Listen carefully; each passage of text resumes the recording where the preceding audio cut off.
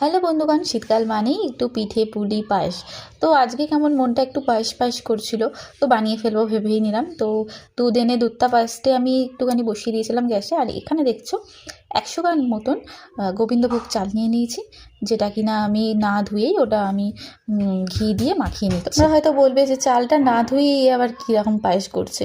না, আমি চাল না ধুয়েই করি, কিন্তু সেটা ভালোই হয় টেস্ট।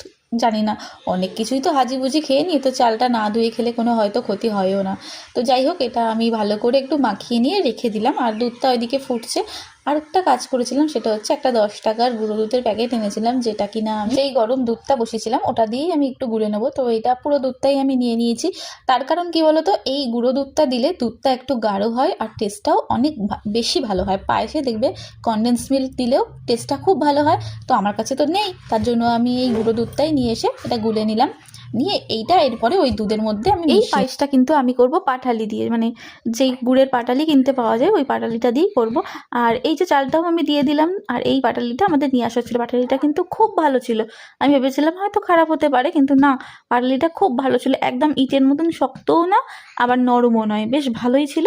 আর কালারটাও খুব ভালো হয়েছিল। তারপর আমি না কাজু কিশমিশ যেগুলো ভিজিয়ে রেখেছিলাম ওগুলোও দিয়ে দিয়েছিলাম, দিয়ে ফোটাতে চাচ্ছিলাম, কিন্তু ততক্ষণে আমার গ্যাস শেষ হয়ে গেছিলো উপরে। তারপর আবার নিচে চলে গেলাম, নিচে গিয়ে নিচের গ্যাসে বসিয়ে দিয়েছিলাম। আর এই যে গুড়টা ওই ডিবেটা থেকে ঢেলে নিয়েছিলাম, দিয়ে দিলাম পায়েসের মধ্যে। দিয়ে এরপরে পায়েসটা নাড়ার পরে দেখো তোমরা কি সুন্দর কালার এসছে পায়েসে, মানে গুড় দিয়ে যে গুড়ের পায়েসের কালারটা, এরপর নাড়ার পরে ওই মানে লালচে কালারটা চলে আসবে।